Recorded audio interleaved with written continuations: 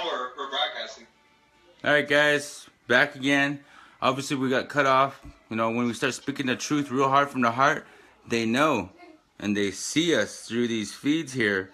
And they try to put a stop to it right away. So, as you can see, still breathing, still living, still dreaming, still being a part of everything connected here. And I'd like to welcome everybody back to the show. And we're going to get back to some talk again. Alright guys. There you go. Go ahead, speak.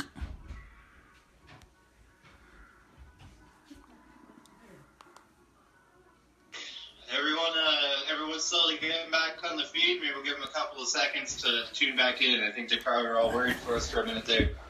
We're still here, though. You got some rocking music that we can piss off our surveillors with? We could probably do that. Yeah, we'll give everyone a minute to come back on. I'm going to reshare the feed so that way everyone can jump back on. I'm guessing that they were trying to boot all of our followers, too. What should we play? Let's see.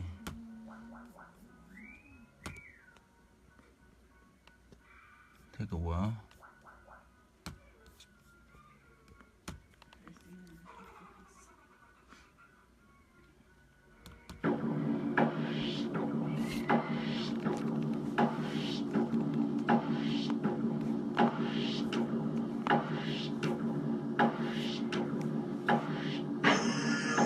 Start with you, alive and well, and not me.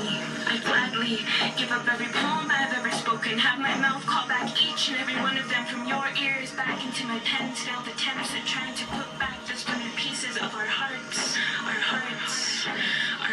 staring at a blank page, wishing we could begin again.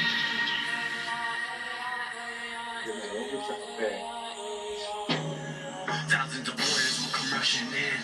Our ancestors wage war with the government in the spirit of Spotted Tail and John Trudell. This is spiritual awakening. They feed us lies, but we won't take it in. Let us ride on the lands where our ancestors died, breathing life into our cultures they said were petrified. They tell a history that our people don't recognize. The U.S. government should be charged as genocide. Spitting rhymes in the time of blood, quantum and suicide. We survived, staying strong. All those times we should have died. I confess, I'm depressed. Sometimes I can't take the stress. Living is a test, distressed up in the Wild West. My fam suffers, the land suffers. I hate the silence. I hate statistics. I hate the prisons. I hate the violence. I hate these politicians making the wrong decisions. I hate these men that inflict the violence upon our women. They hate to see us rise. We're on their duties, man. Remind these settlers that they're up on city land. I did this with my music, a CD in my hand, a microphone in the other. Now watch me take a stand. Sound of a nation rising, a generation with a vision.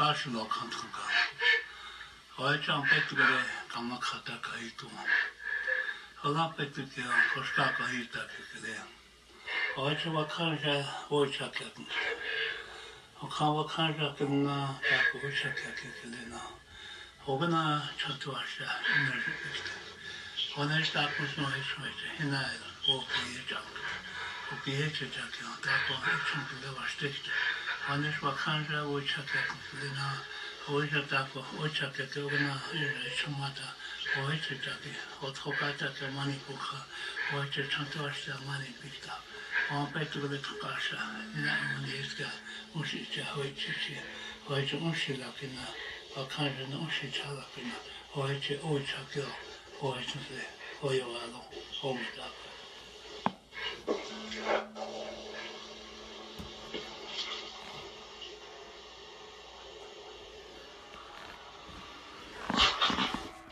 There you go, guys. What do you think of that? Back with Force, part 2. Yeah, Back with Force Part 2, guys. The sequel. Yeah.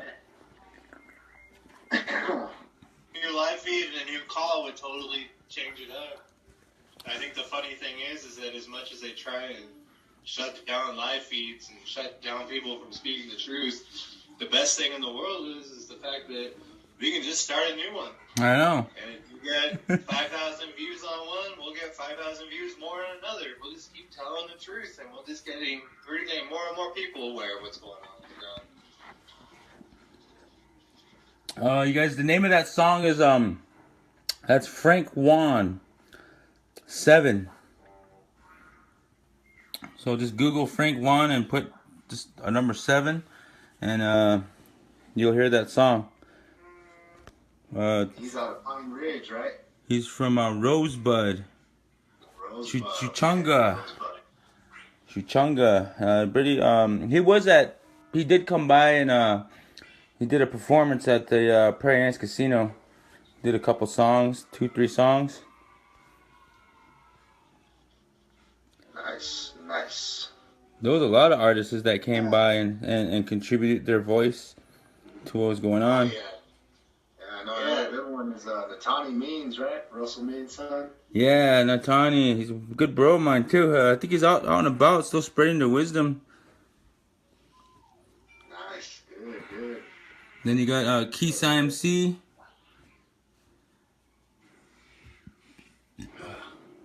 Also prolific too. Yeah. Oh, hey. Speaking of prolific, I don't know if he's got that song out yet, but remember his latest video with the camp? He did another one, the same concept, same song, but he just put more of the imagery in it, more visuals in it as to what was going on all the way to the end. So, and remember when we began the show with that phone call? That phone call cuts in between the song, and it's, oh man, that's a very, very, very badass video. So I hope he releases it soon. Yes, the Tribe Called Red, prolific. That's powerful, man. I haven't caught up with his live feeds or any of his stuff he put out yet, but if it's out there, and if you guys know out there that's listening, happily send me the link and I'll share it on this here. All the tunes we've been playing this whole week, man, I think it's been great. Mm-hmm. Especially for all of our special listeners out there who are probably cold as hell working for Apple or working for Moron County. Either one of the two, they definitely got to be feeling the jams by now. They've been hearing them enough. Definitely. I mean, it'd be good to speak to them too if they're listening in and be like, they're following blind leaders. They're doing work for evil people, and deep down they know that, but they're just trying to get their money and they're trying to provide for their families, and I understand that, but imagine if they saw the light, how few these leaders would be in numbers and how strong we would be as a unity. That's a lot of times I like to tell them listening in, be like, hey, question your own judgment. Yeah, man. They're doing it all. Yeah, we gave them a little shout out on Friday. We were giving them a holler. We told them, like everyone deserves to be with their families, and be warm and be happy, be well fed and be safe, especially for the Christmas holiday. Yet, not everyone can say that, unfortunately. I know some of them have taken some of that money, taken into that greed. They may think everything's fine now, but once their part is over and their pawn has been played, do you think those oil people are going to come back and help them out in 15, 20 years from now? Yeah. You guys- in dire straits. And I don't think those oil people are going to come back and help out Martin County after this. I think they're going to leave them in the dust just like they did everybody else. You guys know how we influence people, right? By what we do and how we lead our lives every day. Even the bad people, even the people that have negative things to say, we influence them every day. And I want to say that because recently, I call her an obsessor fan, but Pam Hemphill started kind of doing her little live feeds like this. Now, what we do, I just found it kind of crazy like how we influence people every day. I told you, man, the people who dislike the message, the people who think they're most against us, are the people who watch the most of us. Yes, exactly. I know they watch everything, but I know our anti-followers follow us a little bit closer because they want to try and find us slipping up. Yeah. They're waiting for us to make a mistake or cast some aspersions, but that's not what we do. Yes, We act first. Just like our good brother said, we speak very little, but what we speak is the truth. And it's only for people to hear. So I just thought it was funny, I was like, oh my gosh, I thought it was funny, and I just thought it was like, geez, we influence everybody every day, whether good or bad. So, I think that's one of the things, I don't want to drift off too far from where we were at from the last live feed when we got cut out, but, I think that what you two were saying was exactly what everyone needs to hear right now, especially on the Christmas holiday. It's that, everyone that showed up and everyone who showed their support, they've done so on off hours, on their own time. It's not like we're getting paid to do any of this. It's not like there's people backing us. There's no billionaires, throwing money at us. It's not. This is just us talking to the people. People getting the word out, making aware situations that people were not aware of before. And that's what we do. It's the gap that the media will never be able to fill. Definitely not. Definitely not. And it's in the people to spread the word that we speak, Yeah. We encourage people to voice your opinions, all of you out there listening, take the time. If you want to be heard, we'll help you be heard, Absolutely. Absolutely, because we all have a voice. That voice is stronger than money. It doesn't matter how much you have. Yeah, and everyone's got an opinion, we've all had groups of friends, numerous groups of friends. We've sat at parties, we've been at gatherings where these topics come up, worldwide topics come up, and people speak on it, and people are passionate, people aren't, people are negative. Nonetheless, talking about it makes a difference, whether it's negative, positive, neutral.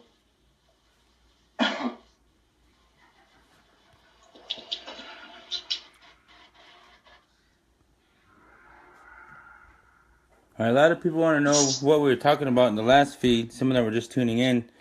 Yeah, you want to reach out to Kelsey Warren like you were a little bit ago? Because we can't let him off the hook for part 2. Yeah, about Kelsey Warren. Personally, my thoughts of him is he's a lost soul. A lost soul that's his mindset's meant for one thing, and that's to provide all the people that already have the things they need in life to only accomplish the things they want in this lifetime and forget about our future generations. And then for that, and be beyond that. And that's the thing I want to talk about is we can never forget our past, where we come from, because that's what brought us here to this being and present. But we're building for our future. And a lot of negativity happens within even myself personally. I did, you know, people look at my past, people have done, know what I've done and where I've been. But it's not about my past. It's about me looking to the future, like I tell everybody else. And the future is where we need to see, and we need to open up that sky and look to that light, you know? And there we can see a lot of things happening, things beyond our understanding. But even though we don't understand it, we still pursue it because we want some kind of understanding, some kind of knowledge. And we're finally there in the future, Yeah, you know? Things will I think happen. that's exactly the thing. You know, it's misguided. You know, it's this idea that you can continually just rape and pillage the land, and that those resources are somehow inherently yours just because you saw them first. And I think that's one of the things that, you know, I would definitely want to give a shout out to everyone who's been protesting the Trans-Pecos pipeline out in West Texas. It's the same fight against the same guy, Energy Transfer Partners, run by Kelsey Warren. And what we've seen out there was the same thing, only they weren't doing it to natives per se, but they were doing it to conservative, Republican, ranch-owning people. Wow, I want. Hey, if you guys can only hear us but can't see the video, go ahead and happily record it and send it in to us so we could get different perspective on different hard drives and different people in different locations throughout the United States that I know cannot receive our live feeds right now. You guys hear that? You guys still on? Wow, they completely cut them off too. Josh, if you hear me, come back to the light. Call back. This guy saw this after a month after his little brother died. That's fucking crazy. It's in the clouds, huh? Yeah, and just that one spot.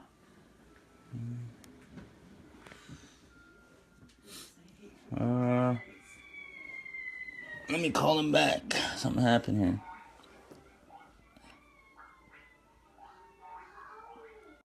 Hey, there you are. Damn, you got cut off big time, bro.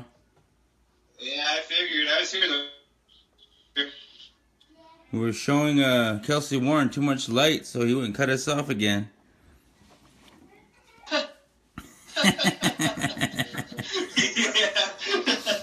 Maybe he's tuning into the live feed under one of the troll accounts. Who knows? It's not like there's got better things to do other than get more pipelines and more heartache, right? Yeah. All right, he's probably like, "Mama, these assholes." Still up? Come on! I thought this was over and done with. I paid good these people to be shut up.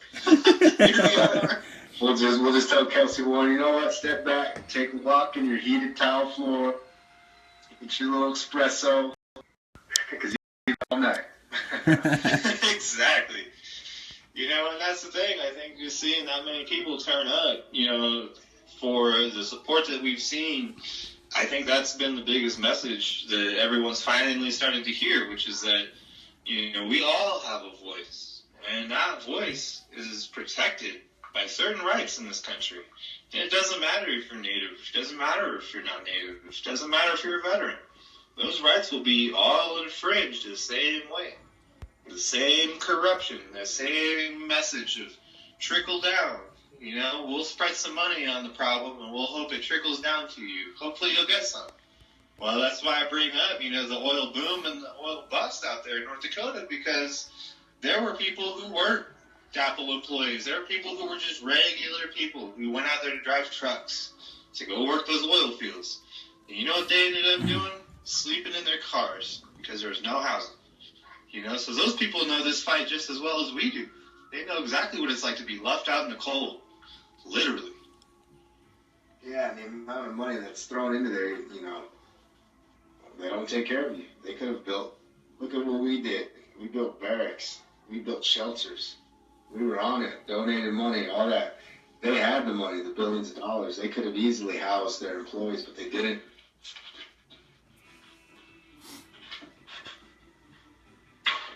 Yeah, Yeah, and that was the thing, is that they've ended up doing all these housing developments, especially out by, correct me if I'm wrong here, Dean, is it called Williston? Williston, yeah. Yeah, that was the main town. I remember having a friend of mine who actually went out there to go to drill, and basically everyone that he was encountering was telling him, don't come here. You're going to spend your whole time sleeping in your truck or your car. It's nowhere for you to live. And for those who are lucky to have an RV, they got stuck in a man camp, and they had to winterize their RV as best as they could. Most people came out under the guise that they were going to get taken care of. The big money was there for them. Well, look what happened when the oil boom went bust. Where are those oil people now? Trying to find the next job. Trying to make ends meet. Trying to just get by. You know, and they were left out in the cold the same way we were. And this comes all back to the same thing, where you have those oil profits, and they end up in the hands of the governor, and they end up in the hands of the people who write the permits, and all the other people in the state. And that trickle down does trickle down a little bit, but it trickles down in a real funny way, where it trickles down in the form of MRAPs, concertina wire, barbed wire, barriers, jamming technology, militarized third-party security, quote-unquote.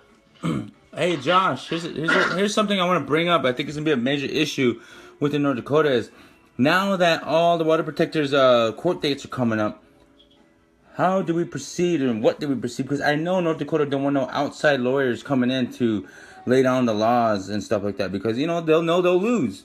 Now they're trying to come up with another law so that the lawyers outside the state can't come in and force the law down.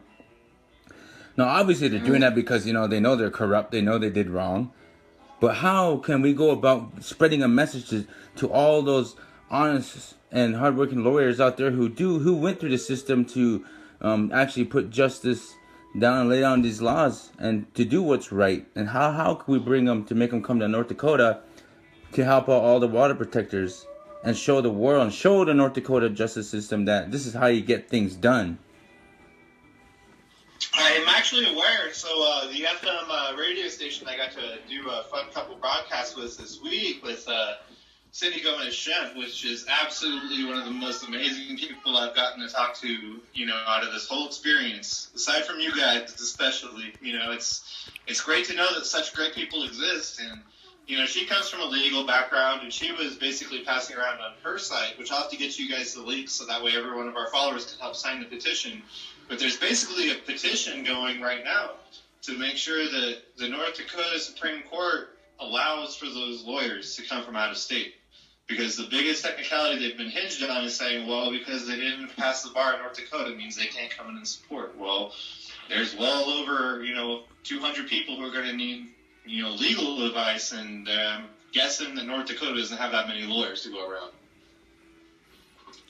Definitely. I mean, North Dakota is, so small. And it took on such a big thing, and you're going to need outside help, just like they needed outside help. They can't sit there and say they didn't need to call upon people outside of here to help them. Exactly. I mean, that's the whole premise of how this country was built in terms of due process. The whole idea was that you were innocent until proven guilty. Yet, the 10 that were facing charges in Morgan County earlier this week that we were covering, the same thing. It's like, here they are, guilty until proven innocent. Well, I thought it was the state that bore the burden of proof in terms of proving one's guilt or one's innocence in any sort of a claim. But the assumption should be that every law-abiding citizen should be considered innocent, not guilty. Personally, I think that we need to make a call out to all lawyers, calling all lawyers who want justice done, and to set things straight for North Dakota and between the North Dakota and water protectors. If Morgan County can go out and outreach to all the law enforcement to come in and help assist, if all the water protectors can make a call out worldwide in solidarity and have all the awareness and all the people around the world come and join Standing Up, then we can also have a call out for all lawyers who want to, either are just coming about being lawyers, or they're veterans, or they're professional lawyers, or they know what and how to lay down the law, and they want to do what's right for North Dakota and the protectors. to have them come in solidarity as well if they want to, you know, and you don't have to be about water, you know, and come and actually show the lawyers of North Dakota. If there's not enough lawyers, then we can set up a system to where we can build more lawyers and we can actually build a greater system here in North Dakota. Just because there's no lawyers don't mean you can just give up, put your head down, and turn around. This whole country was built on unity. It was built on coming together. Why can't we, you know, provide North Dakota a system where we can actually get outfed from people outsourced to come in and actually build a system and build the laws a lot better? They're not thinking outside the box, guys. They're scared. Yeah, you know, and that's the thing. I'm familiar with the Water Protectors Legal Guild, you know, coming through in terms of, like, you know, wanting to be able to be that assistance. That there are lawyers out there who do want to come join the fight, that they do want to jump in. But right now, it's the red tape being put in place by the judicial system and the governor's office in North Dakota. He's the one who's preventing people from having access to constitutionally protected due process of law. I'm reading some of the comments here. It says, the lawyers are ready and willing. They need people to send an email by December 30th to the North Dakota courts. But most likely the North Dakota courts are going to throw it out, you know? Yeah, that's what I'm familiar with. I've heard, that's what I had heard on Cindy's show, Mexican Crossing Lines. That's what she had put out there for her listeners to be able to act and be able to have an action item. And one of the things that all of her followers want to do is help. So it was one of the quickest action items that we had at our disposal that would give, you know, at least a message across to the local government out there that there is legal people looking at the situation from the outside. So it's not as if people are completely unaware of it. I love the fact that you called out, you know, to all lawyers listening in and people who find this through a share with their friends or family, that, yeah, we need as many good people as we can possibly get right now to support all of those who have had their rights infringed, who haven't had due process, who have been given the runaround in terms of being able to have fair legal representation.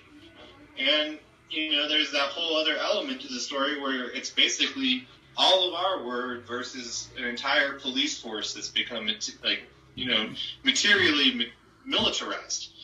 Not just in the fact of the kind of hardware that they use, the types of less lethal rounds that they put on people who were unarmed, but you know that they're also challenging it from the legal perspective and trying to jam the process up into a process of death by 1,000 cuts, because they know people who are from that area are going to have to muster the money to make the flight back out a month from now and try their damnedest to try and represent themselves with what resources they don't have against a system that's already stacked against them to begin with. You know, and that's what really the fight is going to be like for those people.